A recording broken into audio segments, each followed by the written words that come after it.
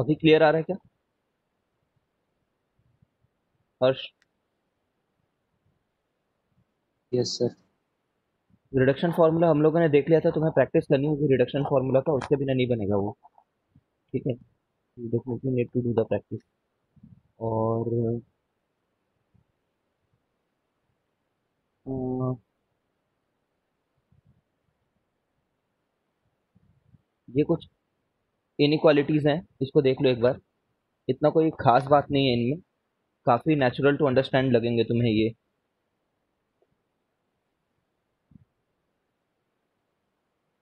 देखो, ये बोल रहा है कि अगर मोनोटोनिक फंक्शन है ना, कभी यूज नहीं आएगा, बस हमें ट्रू फॉल्स के लिए यूज आएगा, समझो। ठीक है।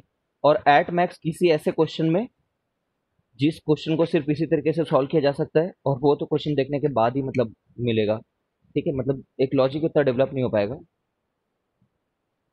पहले से नहीं बता पाएंगे कैसे क्वेश्चंस में करेंगे करके। तो इसमें इनइक्वालिटी का ये रोल है कि for a monotonic increasing function, अगर वो फंक्शन मोनोटोनिकली इंक्रीजिंग है, तो ये जो प्रोडक्ट है, ये कोई एक प्रोडक्ट है सिंपल सा, उससे बड़ा रहेगा इंटीग्रेशन का वैल्यू, और ये जो प्रोडक्ट है उससे छोटा रहेगा। अब ये प्रोडक्ट क्या है ये देख लेते हैं।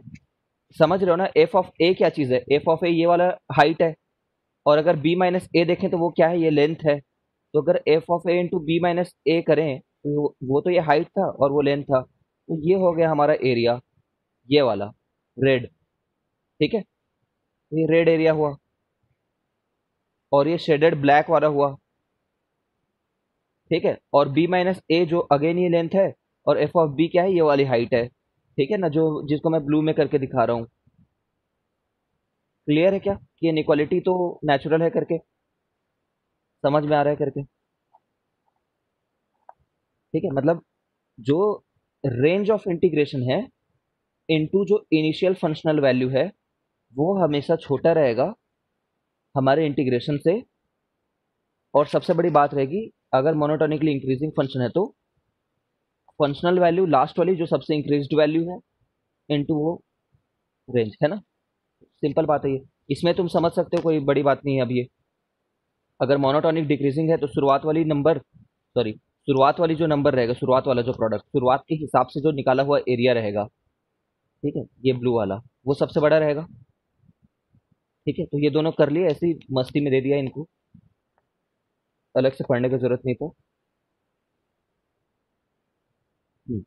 नॉन मोनोटोनिक एक फंक्शन है, देखो। नॉन मोनोटोनिक है मतलब neither increasing not decreasing over the entire range, है ना, वैसा नहीं है। तो नॉन मोनोटोनिक में अगर तुम एरिया निकालोगे, ठीक है, जस्ट मिनट देख लेते हैं इसमें क्या करना चाह रहा है ये। तो ये ऐसा बोल रहा है कि देयर मस्ट एग्जिस्ट, है ना, कोई तो कोई इसके बीच में ऐसी सी होगा, अगर उससे एरिया निकाले होगे तो सबसे छोटा रहेगा। और वो एफ से उसने खुद बताया है कि कोई ना कोई ऐसा तो होगा ही ए और बी के बीच में, है ना।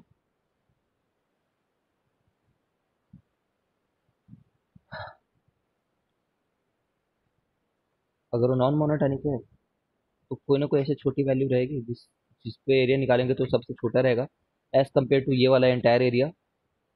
ठीक है, और वो कोई भी एक एक्सट्रीम एंड, कोई भी एक एक्सट्रीम ले लो, मतलब इसमें कोई भी एक्सट्रीम लेने के लिए नहीं बोला है। वो यार ये ग्राफ के हिसाब से डिपेंड करेगा ना कि एफ ऑफ बी लेंगे कि क्या लेंगे।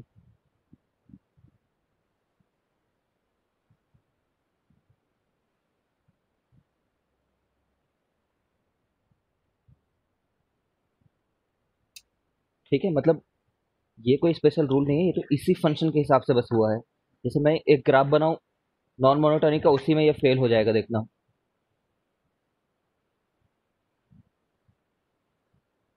बस इतना बड़ा बना देते हैं, इसको बी रख देते हैं मान लो। ठीक है, तो फेल हो गया ना इसमें, क्योंकि f of b into b minus a करेंगे तब तो ये वाला निकलेगा। इससे तो बड़ा एरिया ये वाला लग रहा है हम लोग को, मतलब बड़ा हो भी सकता है ना एंटायर एरिया जो है। इसलिए इस रूल को हटाओ, डिस्कार्ड करते हैं, कोई मतलब नहीं है। हम लोग मतलब वहाँ पे लॉजिकली सोच लेंगे कि क्या इनइक्वालिटी होल्ड कर रही है, ये कोई ऐसा यूनिवर्सल रूल नहीं है। ठीक है, but there exist some minima point, जिस जो तो छोटा रहेगा ही।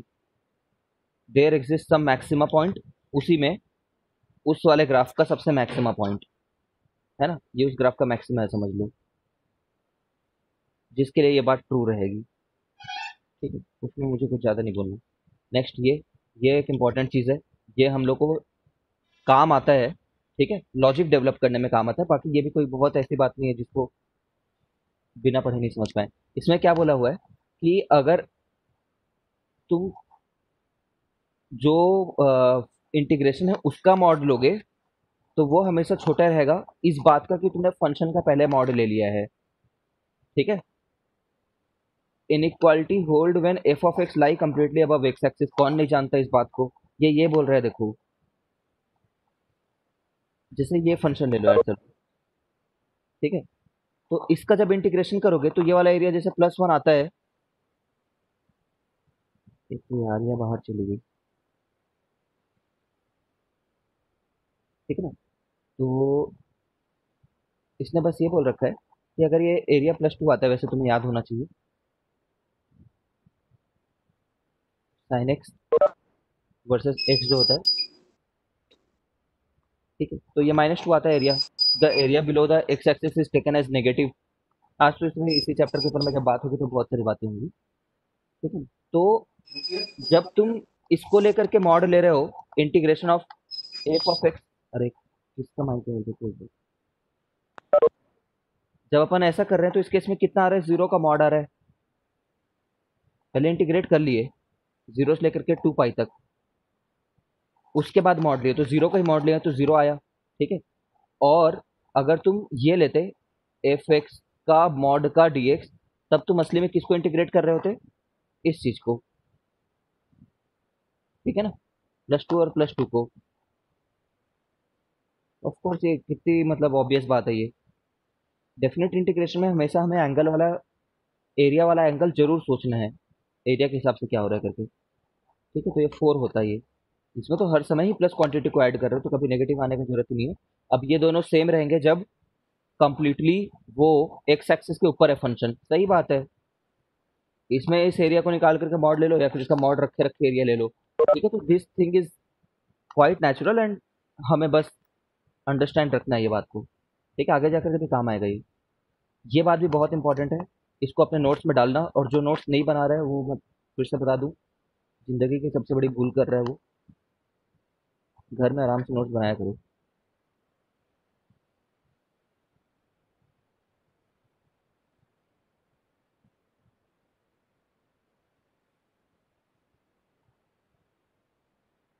ठीक है, ये क्या दे रखा है, अगर 3 फंक्शन है जिनमें इंक्रीजिंग ऑर्डर में है, मतलब एच ऑफ एक्स से बड़ा एफ ऑफ एक्स उससे बड़ा जी ऑफ एक्स। ठीक है, तो फिर इनका इंटीग्रेशन का जो वैल्यू है ना, वो भी इसी ऑर्डर में रहेगा, एरिया इंटीग्रेशन का वैल्यू, कोई भी एक रेंज में। ठीक है, यार देखना यहाँ पे नेटवर्क डिस्कनेक्टेड दिखा रहा है, तुम लोग को भी दिखा रहा है क्या?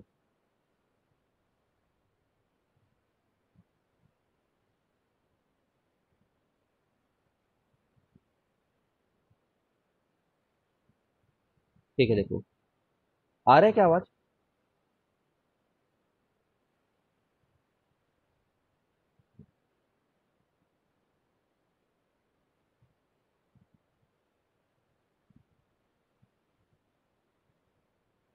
आवाज आ रही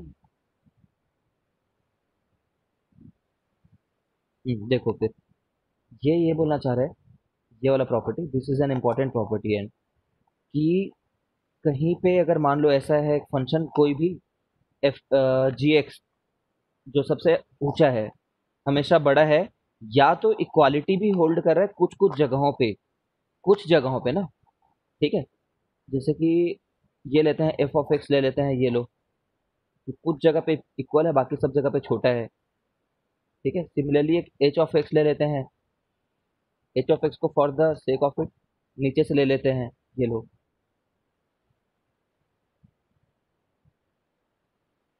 ठीक है, अब जो कोई भी रेंज ए से लेकर बी में देखें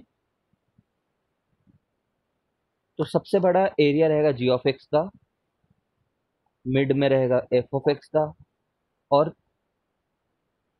अभी तुम लोग एक बात को बहुत ध्यान से सुनना, इंटीग्रेशन में क्या होता है ना, स्ट्रिक्टली स्पीकिंग जो इंटीग्रेशन वैल्यू देता है वो प्लस एरिया को प्लस एरिया मान करके देता है, माइनस एरिया को माइनस एरिया जैसे मान करके देता है। मतलब जैसे साइन एक्स का इंटीग्रेट करेंगे तो इंटीग्रेशन की वैल्यू यहाँ पे, ये तो टू एरिया और टू एरिया रहता है, तो फोर नहीं देगा इंटीग्रेशन का जो आंसर होगा, समझ रहे हो, वो जीरो दे देगा आंसर। ठीक है, मतलब इंटीग्रेशन नेगेटिव को नेगेटिव की तरह ही कंसिडर करता है। This will be one of the difference while we will be studying area under the curve and integration.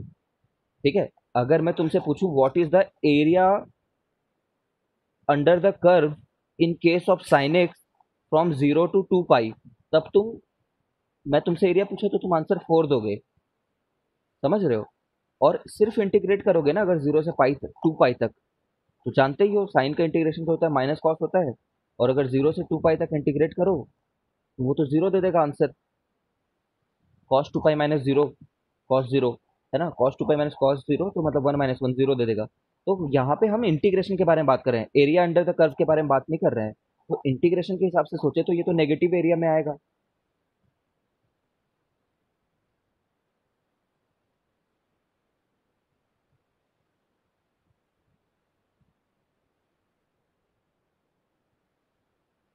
ठीक है, जो भी है जैसा भी तुम समझो। ठीक है, तो अपन का क्या है कि अभी तो सिर्फ इंटीग्रेशन के बारे में बात कर रहे हैं, तो समझ ही रहो कि ऐसे ही होगा यार। कोई दिक्कत है तो पूछो इसमें। ये तो नेगेटिव एरिया है ही ना, तो वैसे भी छोटा रहेगा नेगेटिव एरिया होने के चलते। नेगेटिव तो छोटा ही रहेगा चाहे कितना भी बड़ा हो जाए, माइनस सौ हो जाए और ये भले ही पचास रहे, फिर भी पचास बड़ा है बोलेंगे, क्योंकि अभी इंटीग्रेशन के बारे में बात कर रहे हैं। ठीक है ना, एरिया के बारे में तो बात ही नहीं कर रहे हैं यहाँ पे।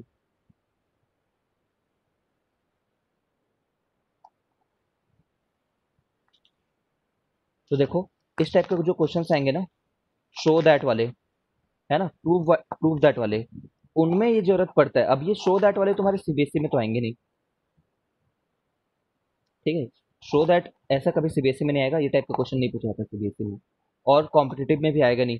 तो इसलिए मैं बोल रहा था कि हाँ, ये one of the true false statement आ सकता है, या फिर वन ऑफ द ऑप्शन आ सकता है, तो उसको चेक करना होगा तुम्हें।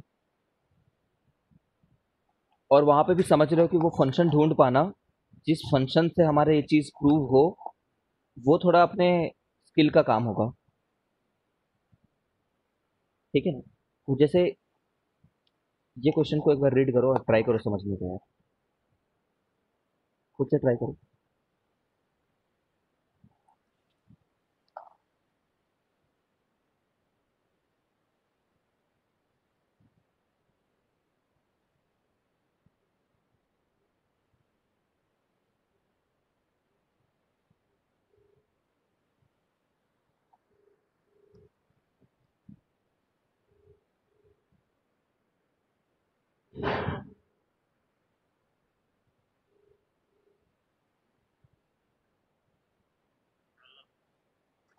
हेलो।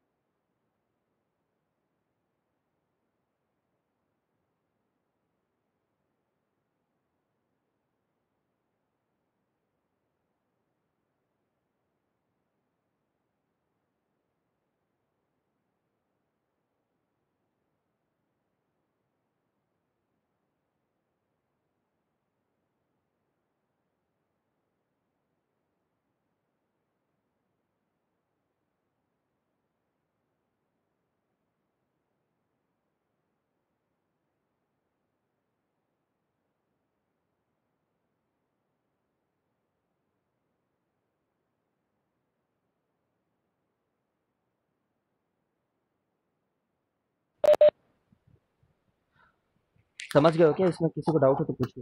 ये वही बात का यूज कर रहा है, ये वाली प्रॉपर्टी का जो हमने पढ़ा था कि इनिशियल फंक्शनल वैल्यू से निकाले गए जो एरिया हैं, ठीक है, वो सबसे बड़ा रहेगा, क्योंकि भाई इससे एफ ऑफ ए से जो एरिया निकाले वो सबसे बड़ा रहेगा। इस वाले वैल्यू को लेकर के एंटायर रेंज पे जो एरिया निकाले वो सबसे छोटा रहेगा। ठीक है, हाँ, मोनोटोनिकली डिक्रीजिंग वाला है ये। ठीक है ना, तो कर लेना यार ये, मतलब मुझे नहीं लगता इसका कॉस्ट बेनिफिट इतना ज़्यादा है। उस दिन पे ऐसा एग्जैक्टली सोच पाना इज रियली टफ। हाँ, एक दो क्वेश्चन करके हम अपने चांसेस बढ़ा सकते हैं, तो वो अपनी अपनी मेहनत है वो। ठीक है, इतना ही रखते हैं, इतना ही है इस पूरे चैप्टर में।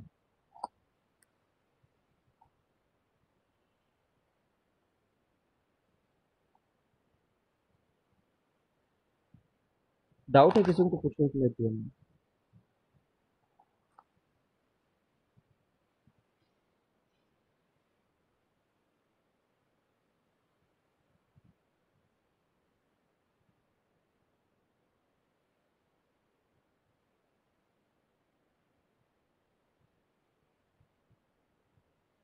चलो ठीक है, फिर बताते हैं।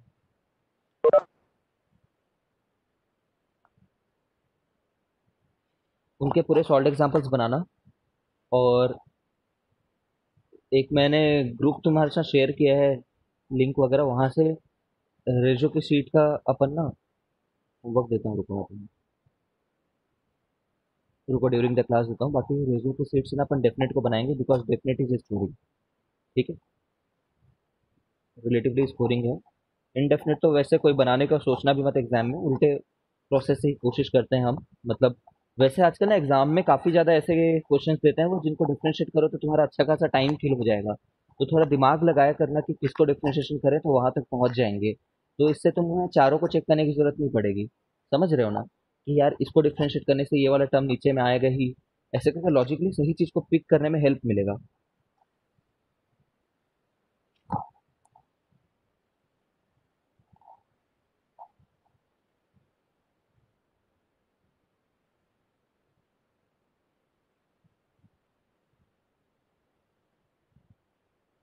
मैं अपने समय पे बहुत अच्छे से यूज कर पाता था उस चीज को, कि इनमें से क्या चीज को डिफ्रेंशिएट करेंगे तो आंसर आ जाएगा करके।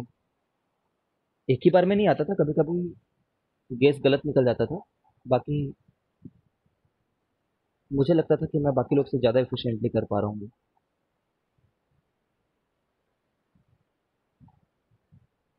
देखो, एरिया अंडर द कर्व्स वैसे वाकई बताऊँ तो आज के आज में ख़त्म हो जाए तो हैरान मत होना, बिकॉज देयर इज नथिंग। तुमने अगर डेफिनेट पढ़ लिया तो पढ़ लिया, ये हो गया डेफिनेट पढ़ लिया तो। ठीक है, फिर से मैं तुम्हें बता दूं एक मेजर डिफरेंस जो हम लोगों ने बोला था, एरिया और इंटीग्रल में क्या फ़र्क है, उसी से शुरू करते हैं। Area versus definite integration. Area वाले में थोड़ा तुम्हें,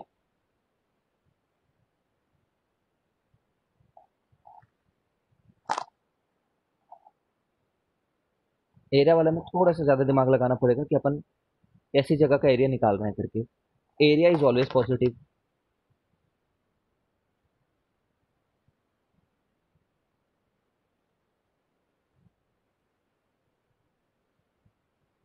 ठीक है, ये पॉजिटिव नेगेटिव कुछ भी आ सकता है।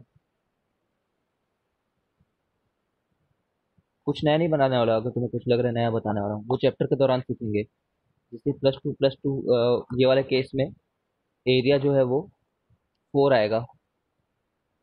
इस केस में जो इंटीग्रेशन की वैल्यू है वो 0 आएगी। तो ये आंसर 4 लेकर के कैसे आएंगे फिर, है ना? How do we actually tell that sine x? अगर क्वेश्चन ये है, फाइंड एरिया बिटवीन, देखो,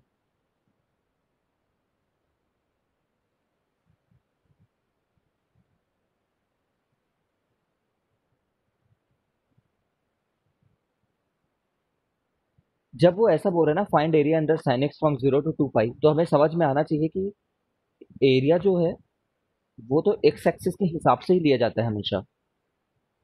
ठीक है, यहाँ पे तो लिखा नहीं है, ऑल्दो मैं उस चीज़ को लिख देता हूँ, है ना, स्पेसिफिकली मेंशन कर देता हूँ area between sine x and x axis, but ऐसा मेंशन करने की जरूरत ही नहीं है उसको, क्योंकि अनलेस स्टेटेड अदरवाइज वो एरिया तो हमेशा हमें देखना हमेशा एक्स एक्सिस के साथ में ही है। ठीक है, एरिया इज ऑलवेज पॉजिटिव।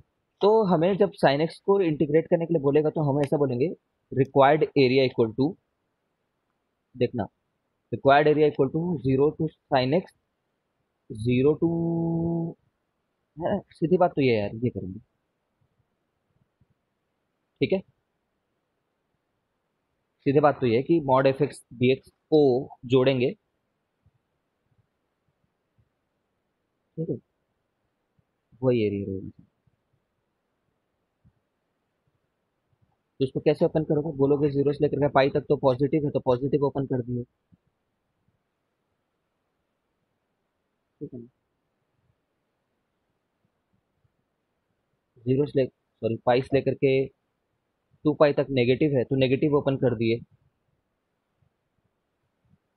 ठीक है, कर लेना फिर ये तो कॉस एक्स माइनस जीरो से पाई।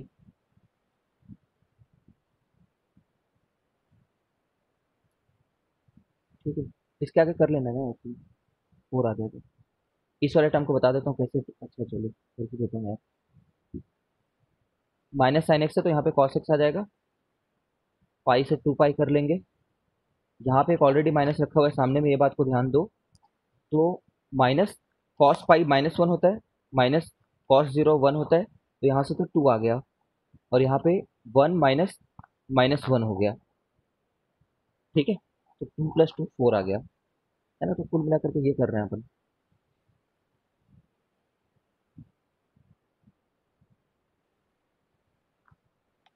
देखो मैं ना ऐसा मान करके चलता हूँ कि तुमने पिछला चैप्टर पढ़ लिया ना, तो ये समझ में आ जाएगा तुम्हें बहुत इजीली करके। तो जहाँ पे तुम्हें नहीं समझ में आए तो जेन्युइनली पूछना, बिकॉज मैं एज्यूम करके चल रहा हूँ कि समझ रहे होगे।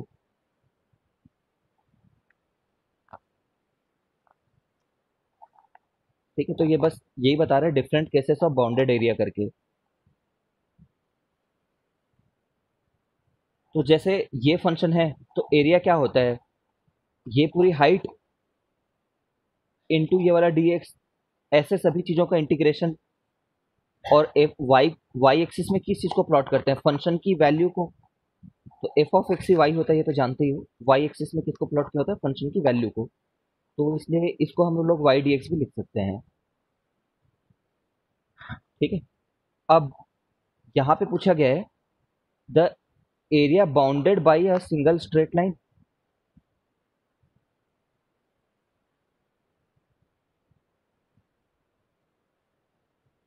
ठीक है, the area bounded by straight line x equal to a, ये वाला, एक्स इक्वल टू बी, ये वाला, जिसमें ए छोटा है बोल रहे हैं, and curves y equal to f of x and y equal to g of x. ठीक है, जिसमें इसने खुद बताया है प्रोवाइडेड करके कि f of x is less than g of x. ठीक है, तो तुम क्या करोगे, तुम तो सोचोगे इसको विजुअली क्या हो रहा है ये करके। तो कुछ ग्राफ बन रहा होगा जिसमें जी ऑफ एक्स बड़ा है, ठीक है ना, कैसे भी ले लिया उसको, जैसे यहाँ पे दिया उसी को देख लो बेसिकली, जी ऑफ एक्स और एफ ऑफ एक्स। अब सोचो, तुम्हें कोई इस लोकेशन से लेकर के इस लोकेशन तक का एरिया चाहिए, तो तुम्हें बेसिकली ये वाले हाइट्स को वेरी कराना है ना। सुनना क्या बोल रहा हूँ मैं, तुम कोई भी रैंडम जगह पे जाकर के एक एलिमेंट लेना, और सोचना कि ये जो जगह पे जाकर के मैंने रैंडमली जो एलिमेंट लिया है, उसकी हाइट के लिए जो मैंने एक्सप्रेशन लिखा है, क्या वो एक्सप्रेशन एब्रप्टली बदल जा रहा है। सोचो, ये वाले पॉइंट का नाम जनरल जगह पे मैं क्या रखूंगा, जी ऑफ एक्स ही रखूंगा। ये वाले पॉइंट का नाम मैं जनरल जगह पे क्या रखूंगा, एफ ऑफ एक्स ही रखूंगा।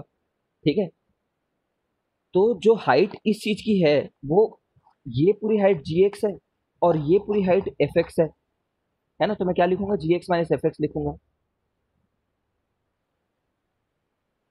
ठीक है, अब ये हाइट तो नहीं बदल रही है ना, तो इस एलिमेंट को पूरा मूव कराओ इसमें, इधर की तरफ और इधर की तरफ, तो एब्रप्टली ऊपर वाले का नाम तो जी एक्स ही रहा, कभी चेंज नहीं हुआ एब्रप्टली। ठीक है, सर ये एब्रप्टली चेंज क्या होता है, तो मैं ये बताता हूँ। देखो, जैसे मान लो तुम्हारा कुछ समय तक वो ग्राफ पैराबोला चल रहा था और सडनली फिर e to the power minus x चलने लग गया, ठीक है, और नीचे वाला ग्राफ मान लो कोई भी एक एफ ऑफ एक्स था, ठीक है। जैसे देखो ये पैराबोला है ना, ये y इक्वल टू कोई एक y equal to x square है मान लो, और ये e to the power minus x है मान लो इसके आगे कोई एक लोकेशन के आगे, ठीक है। और नीचे वाला हर समय पे लेटस से रूट एक्स था लेटस से। तो अब इसको इंटीग्रेट करना है मान लो किसी एक लोकेशन से दूसरे लोकेशन तक, और मैं जा करके रैंडमली कहीं पे एरिया एलिमेंट लूं, ठीक है। तो इस जगह पे तुम इस वाले हाइट का नाम जो है, इस एलिमेंट के हाइट का नाम क्या रखोगे, x square minus root x, और ये विड्थ तो हमेशा डीएक्स ही रहेगी, ठीक है। लेकिन अगर तुम इसको एंटायर ए से लेकर के बी तक वेरी कराओ, तो क्या इसमें कोई सडन चेंज नहीं आ जा रहा है? आ जा रहा है ना। जैसे इसको राइट साइड मूव करा रहा हूँ करा रहा हूँ करा रहा हूँ, यहाँ तक तो ऊपर का नाम एक्स स्क्वायर ही रहेगा, नीचे का नाम रूट एक्स ही रहेगा, बट सडनली यहाँ पे चेंज हो गया नाम, ठीक है। तो ऐसे चीजों को हमें दो अलग अलग लिमिट में डाल करके ऐड करना होगा। ए से बी तक ऐड कर, ए से सी तक ऐड करना होगा इस फंक्शन को, समझ रहे हो क्या? और सी से लेकर के बी तक ऐड करना होगा इस फंक्शन को, ठीक है। ऊपर वाला फंक्शन माइनस नीचे वाला फंक्शन,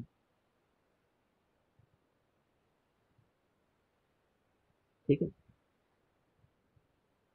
समझ रही हो क्या निकिता और आर्या?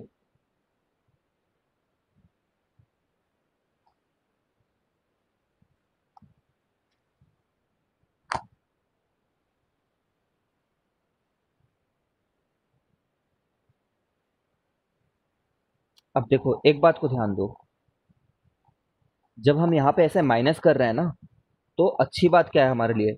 अच्छी बात यह है कि जब माइनस कर रहे हैं और F of x x axis के नीचे भी होता, तब भी हमें इसको माइनस ऑफ माइनस या फिर ऐसा कुछ अदर थिंग लिखने की जरूरत नहीं थी। कहने का मतलब ये है कि एक फंक्शन सोचो जिसमें जी ऑफ एक्स तो ऊपर में है बट एफ ऑफ एक्स नीचे में है, ठीक है। तब भी यहाँ पे जो तुम ये हाइट लिख रहे हो ना, इसको तुम अब अलग नहीं लिखोगे कुछ, ये अभी भी जी एक्स माइनस एफ एक्स ही है, समझ रहे हो? क्योंकि भाई ये हाइट होगा कुछ, this height might be 6 and this height might be -4, ठीक है। तो यहाँ पे जो तुम्हारा ये वैल्यू आया है, ये तो उतना ही रहेगा ना, 6 माइनस -4 रह जाएगा। तो वही 10 हाइट ही तो मिल रही है, और अभी एरिया अंडर द कर्व पढ़ रहे हैं इस चैप्टर में, ठीक है ना। एरिया इज ऑलवेज पॉजिटिव, ये वाले को मेरे को कैसे लेना है, ये वाले को पॉजिटिव लेना है मेरे को।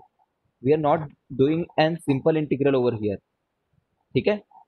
एरिया निकालना है इसलिए मुझे ये पॉजिटिव चाहिए था, तो जुड़ तो रहा है पॉजिटिव, देख रहे हो ये 10 हाइट आया है ना, हाइट 10 आई है, मतलब पूरा एरिया तुम पॉजिटिव में जोड़ रहे हो, तो ये चीज नहीं बदलेगी।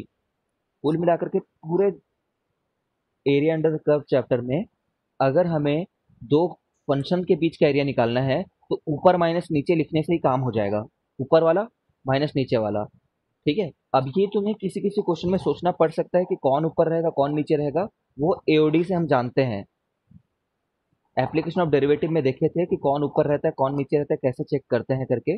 बेसिकली मोनोटोनिसिटी का बेसिक यूजेज रहेगा, ठीक है। आएंगे क्वेश्चन, परेशान मत हो, परेशान मत हो। तो ओके,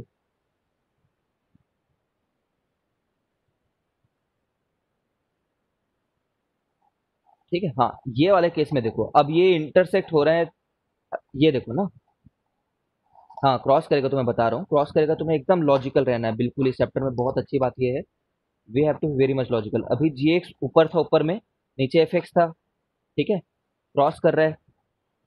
अब मैं एक एरिया एलिमेंट लिया, ठीक है, यहाँ पे एक एरिया एलिमेंट लिया मैंने, अब इसको मैं स्मूथली मूव कराने की कोशिश कर रहा हूँ, देखना स्मूथली मूव करा रहा हूँ, तो अभी भी नाम जी एक्स है, एफ एक्स है, जी एक्स है, एफ एक्स है, जी एक्स है, एफ एक्स है, चल जा रहा है मेरा, मेरी दुकान अच्छी चल रही है। बट यहाँ के बाद में जैसे ही मैंने इस एरिया एलिमेंट को लिया, ठीक है, तो चेंज हो गया ना ये तो, ठीक है, तो एक दूसरे को क्रॉस हो रहा है ना, तो तुम्हें यहाँ पे दो अलग अलग लिमिट में इसको जोड़ना पड़ेगा। ठीक है, इफ दे आर इंटरसेक्टिंग और क्रॉसिंग। मान लो ए से बी तक करना था और बीच में सी पॉइंट पे ऐसे इंटरसेक्शन हो रहा है इनका। ठीक है, तो डेफिनेटली यू विल चेंज। ऊपर एफ एक्स चले गए हैं, तो everything is very logical. G x minus f x का डी एक्स कहाँ से कहाँ तक, ए से लेकर के सी तक, और सी के आगे बी तक तुम्हें एफ एक्स माइनस जी एक्स देखना है।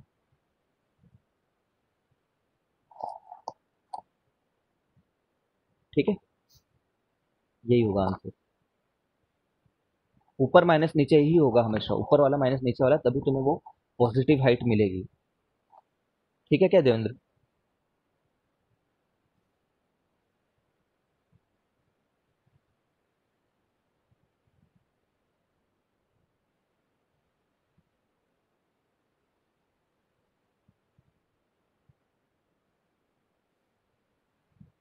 देखो क्या लिखा हुआ है, if some part of the area lies below x axis then its area become negative, but area cannot be negative। ठीक है ना, therefore we take its modulus। ठीक है,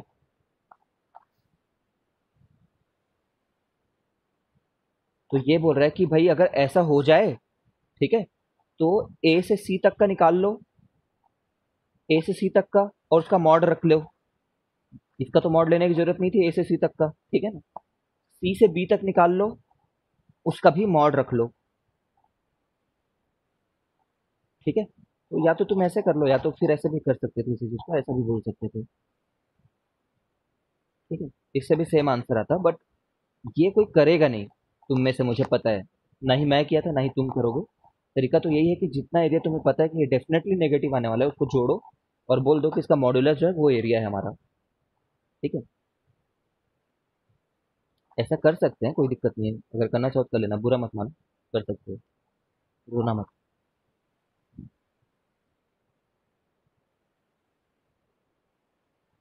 ठीक है, अब ये हर चीज मैं नहीं बता रहा यार, ये एक ही बात को 10 अलग अलग तरीके से बता रहा होगा। ठीक है ना, उस क्वेश्चन में वो क्या बोल रहा है उसको समझेंगे वर्ड प्रॉब्लम की तरह और सॉल्व करेंगे। ठीक है, अब ये देखो, ये बाउंडेड एरिया में ना वाई एक्सिस के साथ में एरिया लेना बता रहे हैं अब।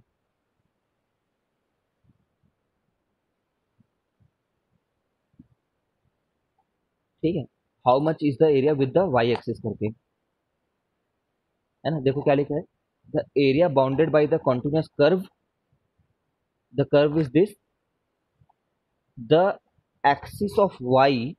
ठीक है, अब एक्सिस ऑफ वाई के साथ ले रहा है। जैसे कि मुझे यार ये बोला हुआ है कि find the area under the curve, सिर्फ इतना बोला है। एक एफ ऑफ एक्स है, ठीक है ना, एक ये है कुछ, इसका एरिया अंडर द कर्व। तो बाय डिफॉल्ट ना, बाय डिफॉल्ट अगर उसने कुछ स्पेशली मेंशन नहीं किया तो मैं ये एरिया निकालूंगा। ठीक है, बट अगर उसने जबरदस्ती बोला है find the area with the y axis, ठीक है, तो अपन ऐसे निकालेंगे फिर। और ये एरिया अलग आ सकता है एक्स एक्सिस से, आ तो सकता ही है ना, everyone must be having a feel of it, अलग आ सकते हैं।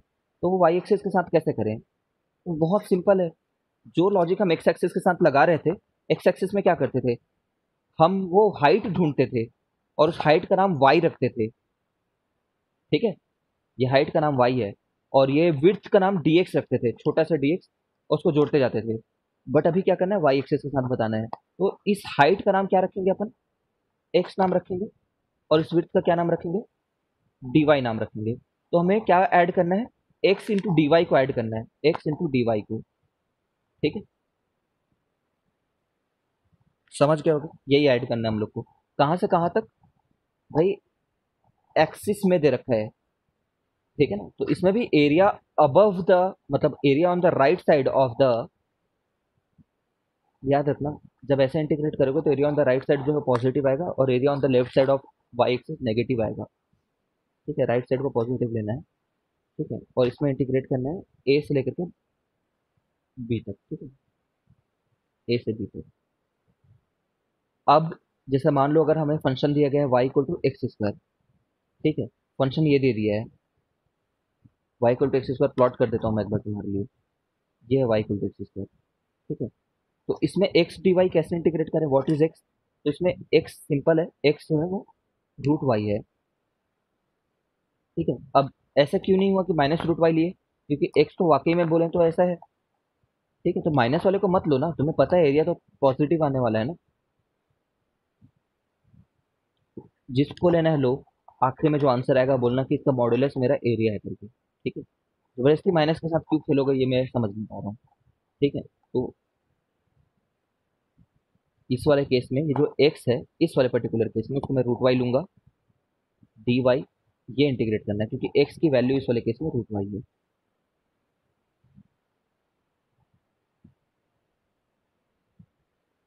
इनवर्स निकालना नहीं पड़ेगा यार, बहुत इजीली निकल जाता है वैसे वो, हाँ इनवर्स निकालने जैसा ही है कि आखिर में एक्स को क्या लिखेंगे करके, बट हर फंक्शन में बहुत इजीली निकल जाएगा वो।